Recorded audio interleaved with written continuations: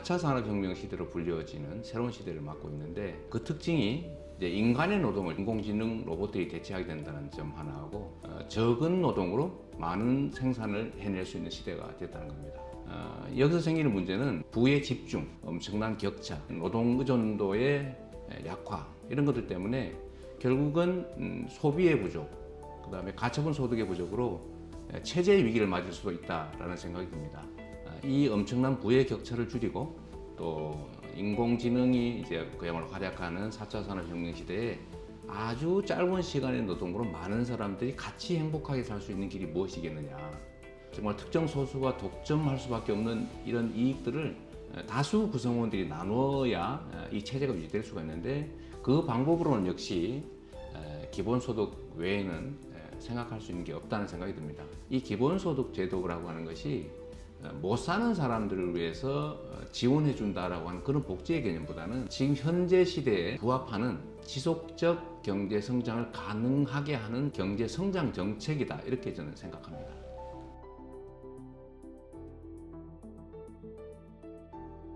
코로나 사태로 인해서 사실 사람들이 경제 활동을 거의 안 하고 그러다 보니까 자영업자 또는 뭐 한계 기업 이런 쪽으로 지금 위기가 현실화되고 있지 않습니까? 그러면 이걸 이제 이겨내야 되는데 과거와 같으면 생각하는 방식이 아주 단순합니다. 그러면 바로 토목공사 시작합니다. 어디에 다리 놓고 어디 도로 뚫고 어디 건물 짓고 이런 거 시작했죠. 과거에는 그게 경기 부양에 실제로 도움이 됐습니다. 왜냐하면 많은 사람들이 삽과 갱이를 들고 달려들고 인건비를 받아서 먹고 살 수 있었으니까. 근데 지금은 과연 그런 방식의 경기 부양 정책이 과연 효과가 있겠느냐 보면 어디 다리를 놓으면 크레인으로, 터널을 뚫으면 기계로. 사람들이 그걸 필요로 하지 않습니다. 기업만 도움이 되죠. 그럼 우리가 경기 부양 정책을 할 때 과거처럼 토목공사나 아니면 기업 지원 이런 방식으로 과연 유용한 결과가 도출될 수 있겠느냐라는 측면에서는 매우 회의적인 겁니다. 지금의 위기는 최종 소비자들의 주머니가 비고 있다는 것이죠.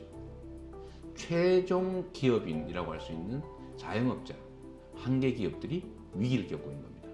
이럴 때 기업을 지원하는 방식이 과연 경제의 이 흐름을 좀 이렇게 제어하고 활성화되는 도움이 되겠느냐 하면 회의적일 수밖에 없습니다.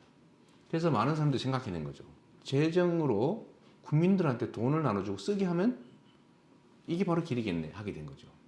이제는 기업이 돈이 없어서가 아니라 투자할 곳이 없는 그런 시대에는 기업에 대한 직접적 지원은 별로 효과가 없고 기업이 활동해야 될 상대인 소비자, 국민 다수 대중에게 직접적인 소비 여력을 올려주는 것, 가처분 소득을 올려주고 그걸 실제로 쓰게 하는 것, 이게 오히려 경제 활성화에 도움이 된다는 생각들을 많은 사람이 자연스럽게 하게 된 겁니다.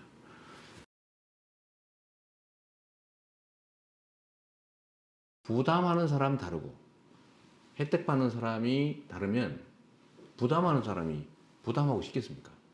저항이 생기죠. 다른 이유를 대서 내가 내서 서민을 돕는 건 싫다고 말하지 않습니다. 이거 옳지 않아 라고 말합니다. 세금을 더 많이 내는 사람을 왜 혜택 대상에서 빼야 됩니까? 더 주지는 못하는 망정. 세금을 걷는 과정에서 이미 돈을 더 많이 버는 사람, 재산이 더 많은 사람 더 많이 세금을 냈어요. 한 번 차별했으면 됐습니다.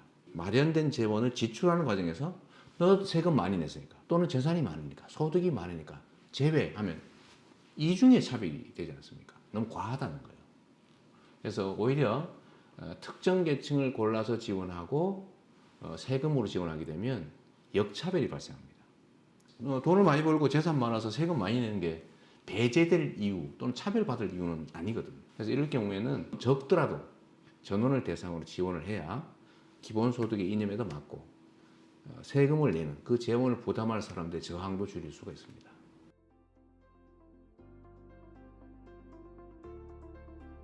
우리가 이제 이 기본소득이 현실성이 없다는 논거로 드는 것 중에 가장 강력한 논거가 서구 유럽에서 시험을 하다 실패했다 이런 얘기들을 많이 합니다.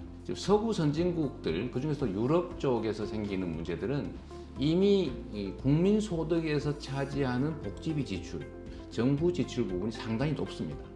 서구 유럽 같은 경우는 기존의 복지 지출이나 사회적 지출을 바꿔야 되는 문제가 발생하고 여기서 엄청난 혼란이 생길 수도 있고 저항이 있을 수 있습니다. 근데 우리나라처럼 OECD 평균보다도 한 10% 정도의 낮은 복지 지출을 하고 있는 나라들은 어차피 앞으로 복지 지출 비용, 사회적 지출을 늘려야 되는데 그 지출을 지금처럼 어딘가를 선별해서 골라내는 방식이 아니고 국민 전원에게 공평하게 이 지출을 늘려주는 것이 바람직할 수도 있습니다. 모든 국민들이 모두를 믿고 50만 원씩을 일제히 소비를 합니다. 대신에 모든 국민들에게 50만 원을 줍니다. 그러면 안 주고 안 쓰는 거하고 주고 쓰는 거하고 비교하면 주고 쓰는 것이 훨씬 더 경제 활성화에 도움이 되겠죠. 아주 단순하게 얘기하면 국민 모두에게 50만 원을 지급할 만큼의 재원을 추가 증세를 통해서 만들고 그걸 국민 모두에게 50만 원씩 지급해서 전부 지출을 하게 한다고 하면 25조 원에 해당되는 세금을 모든 국민이 똑같이 내는 게 아니고 그 중에 소득이 높은 사람, 자산이 많은 사람이 더 많이 내게 되겠죠. 소득이 없거나 자산이 없는 사람은 안 내고 받게 되겠죠. 이게 우리 사회의 가장 심각한 문제인 소득 불균형, 자산 격차 이런 것들을 완화하는 효과도 있고 똑같은 자원으로 경제를 활성화하는 효과도 있어서 거기서 생기는 부가가치를 다시 기업 활동가들이든지 경제 활동을 열심히 많이 하는 사람들한테 또 혜택이 돌아갈 수도 있습니다. 이게 바로 경제의 원리가 아니겠느냐 이렇게 생각하고요.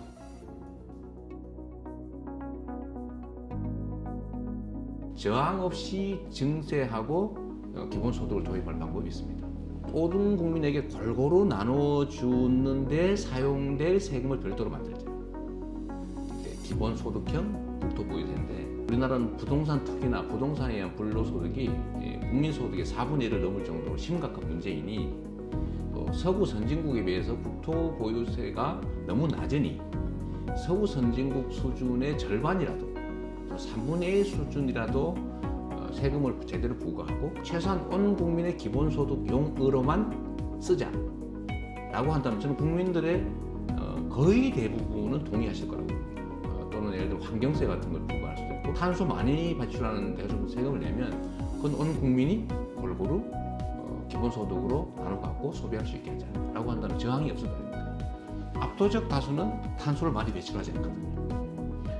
또는 뭐 예를 들면 로봇세, 인공지능세. 그럼 인공지능을 만드는 데 따라서 생기는 이익을 모두 최종 개발 사업자가 다 가지는데 그게 최종 개발 사업자 혼자만 만든 것이냐 라는 생각을 해보면 아니죠. 왜냐하면 국민세금으로 만든 인프라들, 우리가 가진 조상대대로 물려온 문화, 우리 모두가 함께 만든 기술, 우리 모두가 투자한 교육 수준 이런 것들을 합친 총합치 아닙니까? 그럼 거기서 작은 투자로 엄청난 이익이 생겼을 때 그걸 혼자 가질 게 아니라 우리 국민 모두가 가질 수 있게 일부를 떼내자. 골고루 나누고 그 소비를 통해서 다시 경제가 활성화되고 거기서 다시 또 이익이 생기고 이렇게 간다는 측면에서 본다면 저는 세원은 얼마든지 만들어낼 수 있다고 생각합니다. 세금을 내는 게 우리 국민들을 위해서 제대로만 쓰여진다면 얼마든지 세금은 더 낼 용의가 있다. 그런데 문제는 그 세금이 정말로 국민을 위해 쓰여지는지 확신할 수가 없고 대체적으로 불필요한 곳에 낭비되고 있는 것 같다라는 게 이제 이 납세하는 국민들의 생각이라는 겁니다. 단 1원의 누수도 없이 우리 국민 모두에게 골고루 지출된다. 그런 세상을 우리가 못 만드는 건 아니거든요.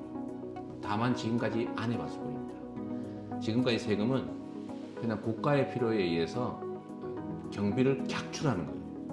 경비를 내는 사람과 쓰는 사람이 다릅니다. 경비를 내는 사람들은 자기한테 혜택이 없이 뺏긴다고 생각해요. 근데 세금은 나쁜 거다. 증세는 나쁜 거다. 이렇게 생각하는데 이제 세금이 제대로 이 공평한 기회, 공평한 배분을 통해서 자본주의 경제 시스템이 제대로 작동하게 만들고 모두가 행복하고 혜택을 받고 그것이 오히려 우리 사업자들에게도 기업인들에게도 훨씬 더 많은 기회를 만들어준다고 확신하는 그런 시대가 저는 만들어질 수 있다고 봅니다. 저는 그 첫 출발이 기본소득이라고 생각합니다.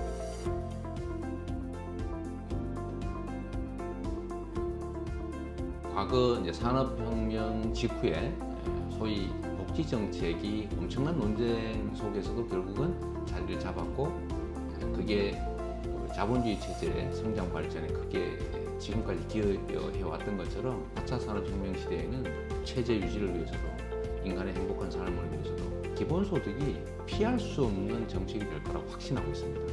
그 점을 저는 우리 국민들 모두에게 좀 공감하게 하는 게 일이지 않습니까? 우리가 피할 수 없는 미래를 하루라도 빨리 고민하고 또 하루라도 빨리 준비해야 된다는 점을 말씀드리고 싶습니다.